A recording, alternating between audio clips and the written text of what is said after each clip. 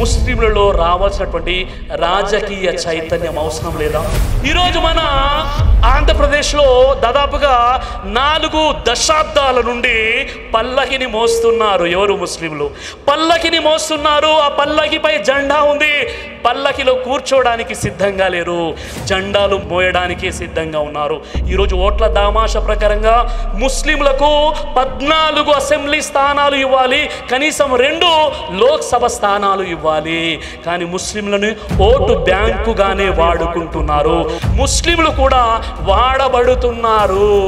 కాబట్టి లక్ష్యం ఉన్నవాడు లక్ష్యం కోసం పనిచేస్తాడు, లక్ష్యం లేనివాడు లక్ష్యం ఉన్నవాడి కోసం పనిచేస్తాడు. ఈరోజు ముస్లిమేతర సమాజానికి లక్ష్యం ఉంది.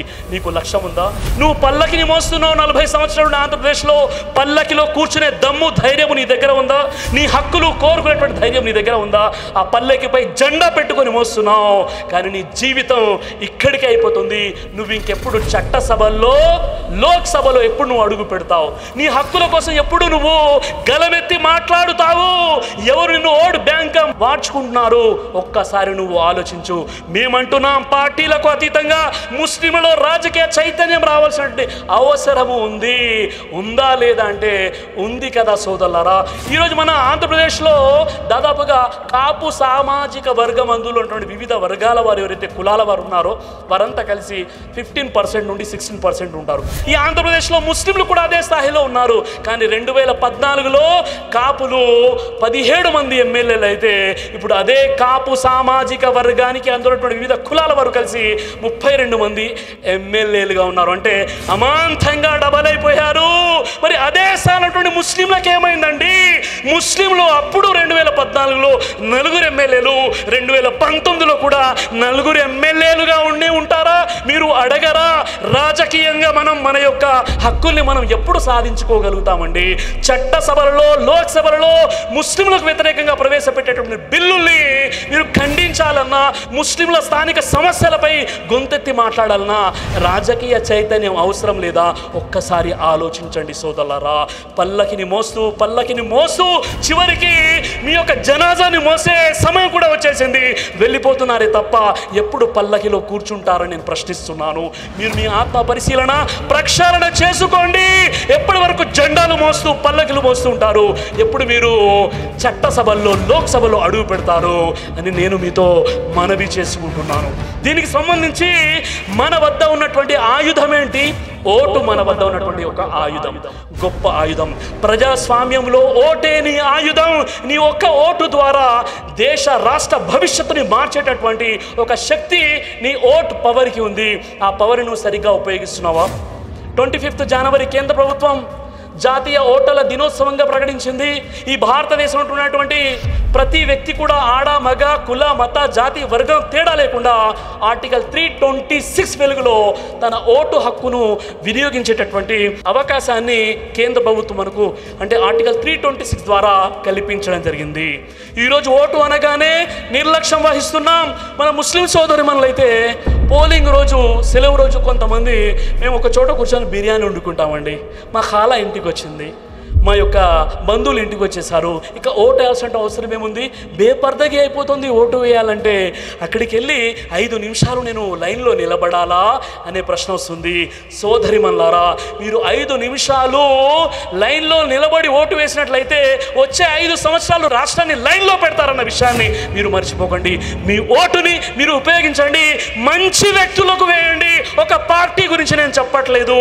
మంచి వ్యక్తులు, నీతి నిజాయితీ సమర్థత కలిగినటువంటి వ్యక్తుల్ని ఎన్నుకోవాల్సిన అవసరం మనపై లేదంటారా?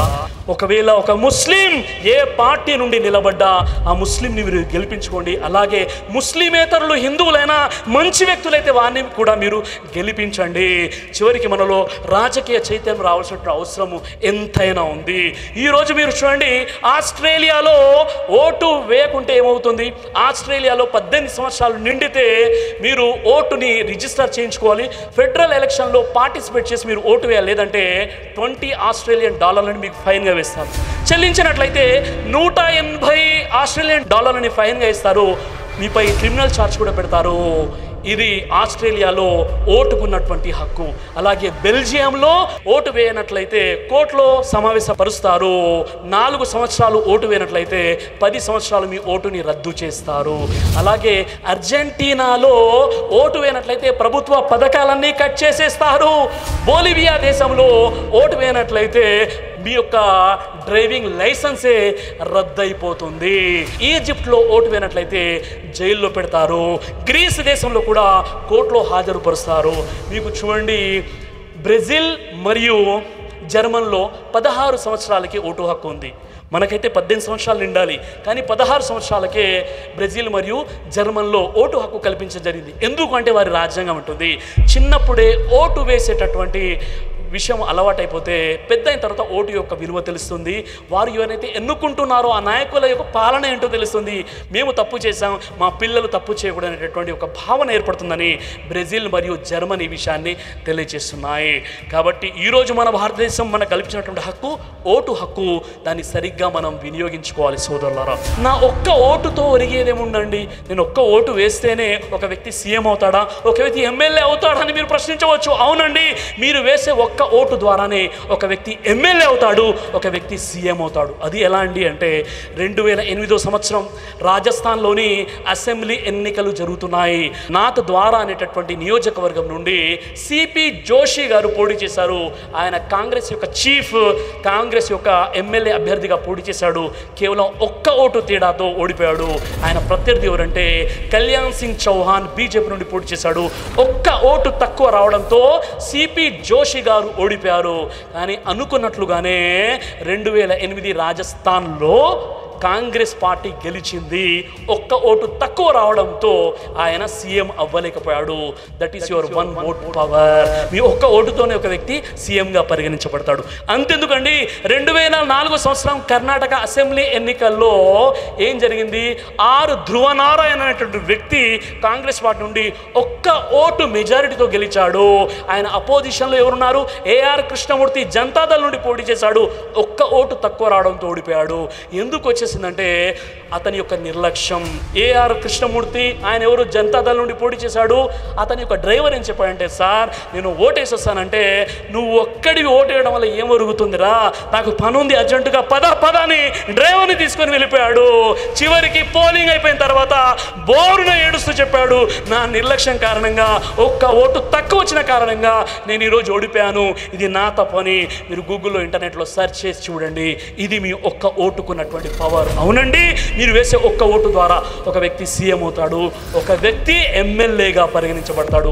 అంతెందుకండి, 2009 సంవత్సరంలో నెల్లూరు నుండి ఎవరైతే మాజీ మంత్రి అనిల్ కుమార్ యాదవ్ ఉన్నారో కేవలం 90 ఓట్లు తక్కువ రావడంతో ఆయన ఓడిపోయారు.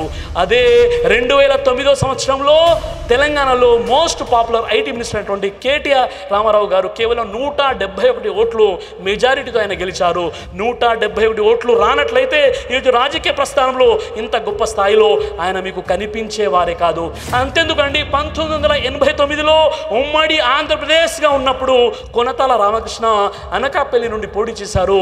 ఎంపీగా కేవలం 9 ఓట్లు ఎక్కువ రావడంతో ఎంపీగా గెలిచారు. అంతే కాదు సోదరులారా, ఒక్క ఓటుకున్నటువంటి పవర్ మీకు తెలియాలంటే రెండో ప్రపంచ యుద్ధం కూడా ఒకే ఒక్క ఓటుతో జరిగింది. అదేలా అండి? రెండో ప్రపంచ యుద్ధంలో 1,80,00,000 మంది చనిపోయారు, 5 కోట్ల మంది క్షతగాత్రులు అయిపోయారు. అంత పెద్ద రెండో ప్రపంచ యుద్ధానికి నా ఒక్క ఓటుకి సంబంధం ఏముందంటే సంబంధం ఉంది సోదరులారా. 1929లో నాజీ పార్టీ నుండి 5 పోటీ చేశారు. అందులో హిట్లర్ ఒకడు.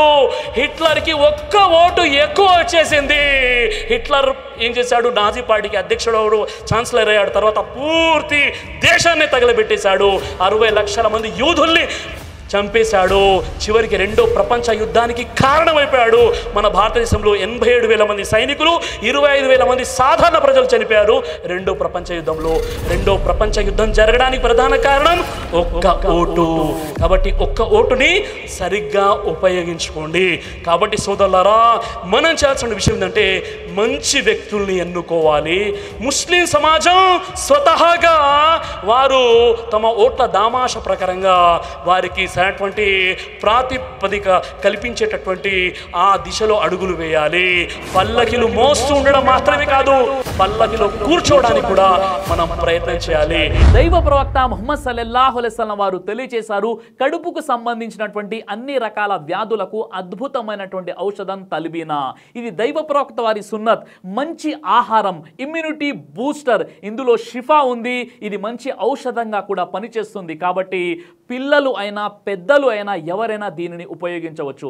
అలాగే ఖురాన్లో దైవం తెలియజేశాడు, తేనెలో మీకు స్వస్థత ఉంది అని. కాబట్టి ఇక్కడ కనిపిస్తున్నటువంటి ఈ నెంబర్స్కి కాల్ చేసి మీరు ఇప్పుడే ఈ ప్రోడక్ట్ని ఆర్డర్ చేసుకోవచ్చు. కొరియర్ ఫెసిలిటీ కూడా ఉంది.